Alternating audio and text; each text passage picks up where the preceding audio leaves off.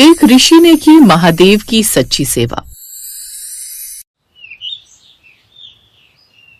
हिमालय पर्वत में बर्फ से ढकी कैलाश की चोटियों के पास एक शांत वन था जिसका नाम था तपोवन। उस वन में एक छोटे से आश्रम में ऋषि देवदत्त रहते थे, जो कि अत्यंत सरल, अत्यंत समर्पित और महादेव के परम भक्त थे। उनका एक ही संकल्प था, जब तक भगवान शिव मुझे दर्शन नहीं देंगे, मैं अपनी भक्ति की सेवा जारी रखूंगा। उन ऋषि की सेवा कोई चमत्कारिक या अलौकिक नहीं थी, बल्कि ये तो बहुत ही घरेलू, सरल और मन से की गई सेवा थी। भोजन बनाना, फूल चढ़ाना, मिट्टी के दीप जलाना और शिव जी की प्रतिदिन सफाई करना। लेकिन इस साधारण सेवा में उनका प्रेम असाधारण था। उनकी शिष्या अन्विता, जो 8 वर्ष की अनाथ बच्ची थी, उनके साथ ही रहती थी। एक दिन उसने पूछा, गुरुदेव, आप इतने काम खुद क्यों करते हैं? आप तो ऋषि हैं, किसी से बनवा भी सकते हैं। आपके तो कितने शिष्य हैं। बेटी, सेवा वही है जिसमें अपना हाथ लगे, भक्ति वही है जिसमें दिल लगे। और महादेव तो भोलानाथ हैं, यानी एकदम भोले। गुरुदेव, तो क्या महादेव एक दिन सामने आकर आपसे बात करेंगे? अगर मेरा मन निर्मल रहा, सेवा सच्ची रही, तो मुझे विश्वास है कि एक दिन वो आएंगे। चल, अब चलकर भोजन ग्रहण कर ले, रात बहुत हो गई है। दरअसल अन्विता कई साल पहले उन्हें जंगल में झाड़ियों में पड़ी मिली थी। तब से वो उन्हें अपने साथ आश्रम ले आए थे और उसकी देखभाल करने लगे। गुरुदेव के साथ रह रहकर अब वो भी शिवजी की भक्ति करने लगी थी। ऐसे ही दिन बीतने लगे। फिर एक रात आश्रम में बिजली सी हवाएं चलने लगी। बादलों की गड़गड़ाहट से पूरा जंगल कांप उठा। ये देख अन्विता भी कांप गई। गुरुदेव, ऐसा लग रहा है जैसे कोई बहुत क्रोधित है। जब प्रकृति हिलती है तब कोई ना कोई बात जरूर होती है बेटी। तभी एकदम से हवा शांत हुई और एक बूढ़े से, थके हुए से, साधारण कपड़ों में लिपटे एक अजनबी वहां आए। उनकी दाढ़ी उलझी हुई थी। कृपया मुझे रात बिताने को जगह दे दीजिए। भूखा हूँ, थका हूँ, बहुत दूर से आया हूँ। क्या मुझे यहाँ जगह मिल जाएगी? अरे, आप आए, ये मेरे आश्रम का सौभाग्य है। आइए, विश्राम कीजिए। इतने में अन्विता ने धीरे से पूछा, गुरुदेव, रात में अजनबी कहीं बुरा इंसान ना हो? क्या उन्हें आश्रम में आने देना सुरक्षित है? पुत्री, जो भूखा हो, थका हो, वो कभी बुरा नहीं होता। गुरुदेव ने पहले ही अन्विता और अपना भोजन बनाया हुआ था। फिर उन्होंने अपने हिस्से का भोजन भी अजनबी को दे दिया और स्वयं सिर्फ पानी पीकर सो गए। अगली सुबह ऋषि जल्दी उठ गए और घरेलू सेवा शुरू की। आटा गूंथना, दाल पकाना, चूल्हा साफ करना। अजनबी आश्रम से वहां खड़े होकर उनको देखता रहा। ऋषि जी, आप इतने बड़े संत होकर भी खुद ये सब करते हैं। सच कहूं अतिथि जी, तो हमें तो खाने में स्वाद तभी आता है जब दाल में अपने हाथ का नमक हो। आप बहुत सरल हैं। अन्विता ने कहा, हमारे गुरुदेव कुछ भी दिखावा नहीं करते। महादेव, मैंने बहुत से लोगों को उस पत्थर की पूजा करते हुए देखा है, लेकिन क्या वो आपकी सेवा देखते हैं या सिर्फ बेकार ही आपका समय बर्बाद कर रहे हैं? मन की आंखें खुली हो तो भगवान हर जगह दिखते हैं। अब मेरी पूजा का समय हो गया है। ऐसा कहकर ऋषि ने शिवलिंग को स्नान कराया। पहले गर्म पानी, फिर दूध, फिर दही और फिर शहद। फिर उन पर गेरू रंग का चंदन लगाया। एक एक फूल सजीले हाथों से सजाया। देखने से ये बिल्कुल वैसा ही था जैसे कोई माँ अपने बच्चे को नहलाकर तैयार करती है। लेकिन वो अजनबी आश्चर्य से सब देखता रहा। आप हर दिन इतनी मेहनत करते हैं, उनकी इतनी भक्ति करते हैं।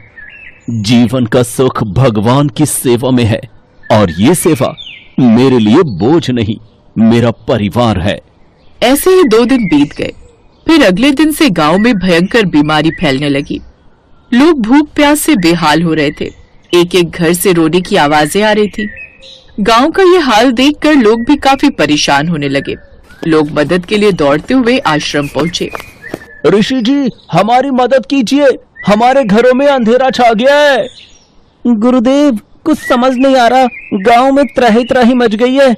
न जाने लोगों को क्या होने लगा है, वो एक के बाद एक अपने आप मरते जा रहे हैं। कोई रास्ता बताइए गुरुदेव।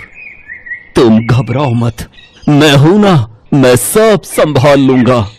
तभी ऋषि ने अपनी आंखें बंद की और ध्यान लगाने के बाद कुछ देर बाद आंखें खोली।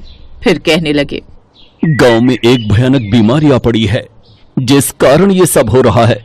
मैं अभी सबके लिए दवा बनाता हूँ, जिसे खाते ही लोग ठीक हो जाएंगे। गुरुदेव जंगल में से शिव का नाम लेते हुए कुछ जड़ी बूटियां तोड़ने लगे। कुछ देर बाद उन्होंने बड़े से इमाम दस्ते में उन जड़ी बूटियों को पीसकर उनका मिश्रण बना दिया। अब इस दवाई को खाने के लिए पहले उन्हें खाना खाना होगा। इसके बाद गुरुदेव ने आंगन में बड़ा सा चूल्हा लगाया और सारे गांव वालों के लिए खाना बनाने की तैयारी में लग गए। गुरुदेव ने पूरा भोजन खुद पकाया, खिचड़ी, दलिया, सब्जी। चलो अब चलकर पूरे गांव को पहले भोजन करवाते हैं और फिर सबको ये जड़ी बूटियों की दवाई पीने को दो। इसके बाद उन्होंने सभी गांव वालों को खाना खिलाया, साथ ही साथ घर घर जाकर सबको जड़ी बूटी की दवाई भी दी। अरे वाह गुरुदेव, आपने तो पूरा गांव संभाल लिया। मैं तो बस माध्यम में हूँ, असल में तो ये सब महादेव करवा रहे हैं। और मेरा मानना है कि सेवा वही है जिसमें सबका भला हो। अब वो सारा दिन उनकी सेवा में ही लगा रहा। लगातार 2 दिनों की सेवा करने के बाद आखिर में ऋषि स्वयं बीमार हो गए। उनको तेज बुखार, ठंडी सांसें, कांपते हाथ सब एक साथ होने लगे। ये देख अन्विता रोने लगी। गुरुदेव, आप क्यों अपनी जान लगा रहे? देखिए ना, सबके बारे में सोचते सोचते आज हम सबकी क्या हालत हो गई। अब अजनबी चुपचाप ऋषि के पास बैठा रहा। रात को अन्विता भगवान की मूर्ति के सामने बैठ गई। महादेव, आपने कहा था कि सच्ची सेवा करने वाले को आप दर्शन देते हैं, तो क्या हमारे गुरुदेव की सेवा सच्ची नहीं थी? फिर आप क्यों नहीं आते? अचानक पूरे कमरे में प्रकाश फैल गया। प्रकाश में अजनबी का रूप बदलने लगा। उसके कपड़े चमकने लगे। वो सीधा सा साधारण मनुष्य नहीं था। उसकी जटाएं लंबी हो गई, गले में सांप लिपट गया, माथे पर अर्धचंद्र और आंखों में गहरा शांत प्रकाश। गुरुदेव, देखिए ये तो। ऋषि ने धीमे से आंखें खोली और सामने देखा तो वे स्वयं महादेव थे। तुम्हारी सेवा में इतनी सादगी, इतना प्रेम था कि मैं स्वयं तुम्हारे घर आया। प्रभु, आप सचमुच मेरे आश्रम में। प्रभु, हाँ, मैंने 3 दिनों तक यहाँ भोजन किया, तुम्हारे चूल्हे की आंच में तपस्या देखी और तुम्हारी आंखों में भक्ति पढ़ी। प्रभु, अपने भक्त के पास आप स्वयं आए? तुम्हारे गुरुदेव ने मेरी सेवा पत्थर की मूर्ति में नहीं, बल्कि मनुष्य में शिव को देखकर की है। यही सच्ची शिव भक्ति है। उन्होंने हाथ उठाया। एक दिव्य प्रकाश ने ऋषि की बीमारी पल भर में दूर कर दी। देवदत्त, तुम्हारी सेवा से मैं प्रसन्न हूं।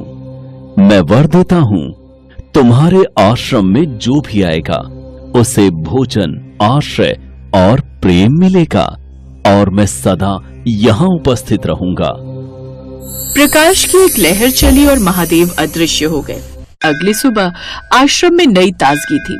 ऋषि पहले की तरह चूल्हा जला रहे थे। अन्विता फूल चुन रही थी और ऋषिवर हमेशा की तरह शिव जी की सेवा में लगे रहे।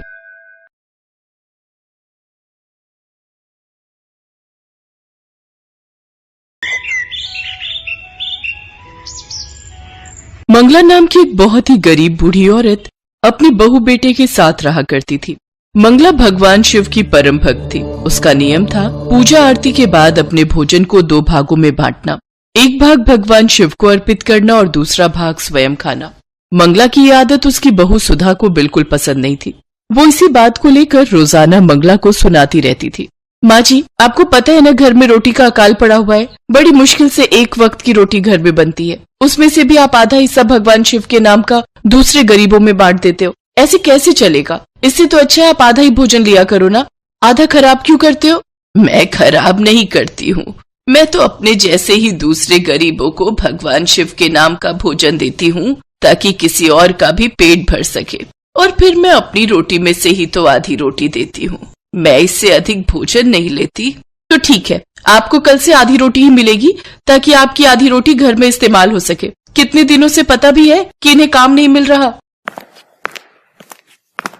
माँ सुधा ठीक कह रही है, अपने हिस्से की आधी रोटी लेकर क्यों भूखी रहती हो? गलती तुम्हारी है माँ, हम तुम्हारे लिए सोचते हैं कि तुम अपना पेट भर लो और तुम हो कि रोटी को भगवान शिव का नाम लेकर बांटती फिरती हो। लाओ सुधा, मुझे भी कुछ खाने को दे दो, सुबह से दिमाग खराब हो गया, कहीं भी कोई काम नहीं मिल रहा, पता नहीं घर कैसे चलेगा। मंगला ने 2 रोटी पर थोड़ी सब्जी रखकर गोपाल को दे दी। गोपाल ने रोटी खाई और खटिया बिछाकर सो गया। रोजाना का यही नियम था, गोपाल को अगर काम मिलता तो थोड़े पैसे ले आता, नहीं तो घर में कुछ भी नहीं बनता था। सावन मास प्रारंभ हो चुका था। मंगला ने भी सावन सोमवार के व्रत रखने प्रारंभ किए। बहू, आज सावन का पहला सोमवार है, रसोई से थोड़ा आटा दे देती तो मैं थोड़ा चूरमा बनाकर भगवान शिव को भोग लगा देती। आज घर में खाने को कुछ भी नहीं है, आटा भी खत्म है। आज गोपाल सोकर नहीं उठा, बड़ी देर का सोया हुआ है, अक्सर तो वो जल्दी उठ जाता है। पता नहीं, बोल रहे हैं सिर में बहुत दर्द है और ठंड भी लग रही है, लगता है बुखार ना हो गया हो।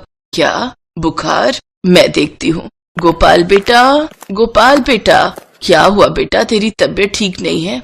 हाँ बुखार लग रहा है, इसलिए काम पर भी नहीं जा पाऊंगा, कैसे काम चलेगा? सुधा बोल रही है घर में खाने का भी कुछ नहीं रखा।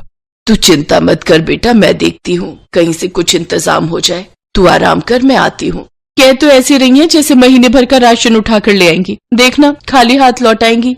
मंगला बड़ी देर तक सड़क पर घूमती रही पर उसे कोई रास्ता नजर नहीं आया जिससे वो पैसे कमा सके। भैया, कोई काम मिलेगा? नहीं अम्मा, हमारी दुकान पर आप जैसे बूढ़े लोगों के लिए कोई काम नहीं है। क्या करूँ, मुझे तो कोई भी काम नहीं दे रहा। हे शिव शंकर, मेरी मदद करो। अरे राधे, वो खाना बनाने वाली आई क्यों नहीं? अरे तुझे पता है ना, मोहनलाल जी के घर आज सावन की पूजा है। उनकी पत्नी का आग्रह था कि एक रोटी बनाने वाली उन्हें चाहिए ताकि प्रसाद के लिए खीर पूड़ी बना सके। मालिक, मैं आपको बताना भूल गया, वो रोटी बनाने वाली आ नहीं सकती, उसकी सास बीमार हो गई है। उसने मुझे सुबह ही फोन कर दिया था। तू मुझे अब बता रहा है? अब इतनी जल्दी में मैं रोटी बनाने वाली कहाँ से ढूंढ कर लाऊं भाई? अरे मैंने उनसे पैसे भी एडवांस के लिए हुए हैं। बेटा, कोई काम मिलेगा, मुझे पैसों की बहुत जरूरत है, मेरी मदद करो, मैं कोई भी काम करूंगी बेटा। अम्मा खाना बना सकती हो? एक घर में सावन की पूजा है, वहाँ पर कुछ लोगों का प्रसाद का खाना तैयार करना है। अगर तुम हाँ कहो तो मैं तुम्हें अपने नौकर के साथ वहाँ भेज देता हूँ। हाँ बेटा, मैं शुद्ध शाकाहारी भोजन अच्छे से तैयार कर सकती हूँ। भगवान भोलेनाथ तुम पर कृपा करे, तुम्हारा बहुत एहसान होगा बेटा अगर तुम मुझे ये काम दे दो। ठीक है अम्मा। राधे, अरे भैया इन्हें मोहनलाल जी के घर ले जा भाई, और जब काम खत्म हो जाएगा तो अम्मा मुझसे मिलना, ठीक है? मैं तुम्हारे काम के पैसे दे दूंगा। हलवाई का नौकर राधे मंगला को बताई हुई जगह पर ले जाता है। मंगला वहाँ खूब मन लगाकर बहुत ही स्वादिष्ट प्रसाद का भोजन तैयार करती है। सबको मंगला के हाथ का बना हुआ प्रसाद बहुत पसंद आता है। अम्मा जी, आपके हाथ का प्रसाद मेहमानों को बहुत पसंद आया, सचमुच आपके हाथों में तो अलग ही स्वाद है। बेटी, सब भगवान भोलेनाथ की कृपा है, मैंने तो बस उनका नाम लेकर प्रसाद बनाया था, बाकी प्रसाद में स्वाद तो भगवान का नाम लेते से ही आ जाता है। सुनो सुजाता, अम्मा जी को प्रसाद देकर भेजना। सुबह से अम्मा जी भी लगी हुई हैं। अम्मा जी, ये मेरी तरफ से आपके लिए उपहार स्वरूप लिफाफा रखिए। आप मेरे से उम्र में बड़ी हैं, मैं आपके बेटे की तरह हूँ, इसलिए आपको दे रहा हूँ। जीते रहो बेटा, जीते रहो, भगवान शिव का आशीर्वाद तुम्हारे परिवार पर बना रहे। मंगला को सचमुच उस समय उन पैसों की बहुत जरूरत थी, उसकी आंखों में खुशी के आंसू थे। भगवान शिव ने उसकी प्रार्थना सुन ली थी। मोहनलाल की पत्नी मंगला को ढेर सारा प्रसाद पैक करके देती है। मोहनलाल ने मंगला को 5100 रुपए का लिफाफा भी उपहार में दिया। उस हलवाई ने भी अलग से पैसे दिए जो मंगला को वहाँ प्रसाद बनाने के देने थे। अम्मा जी, आपके हाथों के प्रसाद की बहुत तारीफ हुई है, ये आपके पैसे जो बनते हैं ये आप रखो, और हाँ, ये मेरे पास ऐसे बहुत से खाना बनाने के काम आते रहते हैं, तो आप मुझे अपने घर का पता दे दो ताकि मैं जो है ये राधे के हाथ आपको बुलवा लिया करूंगा। जीते रहो बेटा, जीते रहो, हमेशा खुश रहो। मंगला ढेर सारा प्रसाद और कैश रुपए लेकर घर पहुंचती है। सुधा की खुशी का ठिकाना नहीं था। बहुत दिनों बाद आज उसे पूरी पकवान खाने को मिले थे। अम्मा जी, आज मैं भगवान शिव की शक्ति को मान गई। आपने हमेशा अपने से पहले भगवान शिव के बारे में सोचा और आज जरूरत के समय भगवान ने आपकी इतनी मदद की। माँ जी, अब मैं कभी भी आपको भगवान के हिस्से का भोग निकालने से नहीं रोकूंगी। बहू, तुम दोनों ही तो मेरी जिंदगी हो। मैं तुम दोनों के लिए भगवान शिव से हमेशा प्रार्थना करती हूँ कि तुम दोनों हमेशा खुश रहो। गोपाल बेटा, एक काम कर, अभी मेरे पास जो पैसे हैं इनसे तू काम शुरू कर ले। तेरा राशन की दुकान खोलने का बहुत मन था ना, तो क्यों ना तू राशन की दुकान खोल ले। मेरी मदन हलवाई से बात हो गई है, वो मुझे बीच बीच में बुलाते रहेंगे। पैसों की तू चिंता मत कर, बस तू अपना व्यापार जमा ले बेटा। मंगला की बात सुनकर गोपाल की आंखों में आंसू आ जाते हैं। गोपाल और सुधा दोनों मिलकर मंगला के पैर छूते हैं और आशीर्वाद लेते हैं। माँ होती है, वो अपने बच्चों के लिए अपने से पहले सोचती है। ये बात गोपाल और सुधा को समझ आ गई थी। उस दिन से गोपाल और सुधा भी मंगला के साथ भगवान शिव की पूजा करने लगे और अपने भोजन से थोड़ा भोजन वो भगवान शिव के नाम का जरूरतमंद लोगों को अवश्य देते थे। धीरे धीरे मंगला की शिव भक्ति के फलस्वरूप उसके परिवार में गरीबी के दिन दूर हो गए।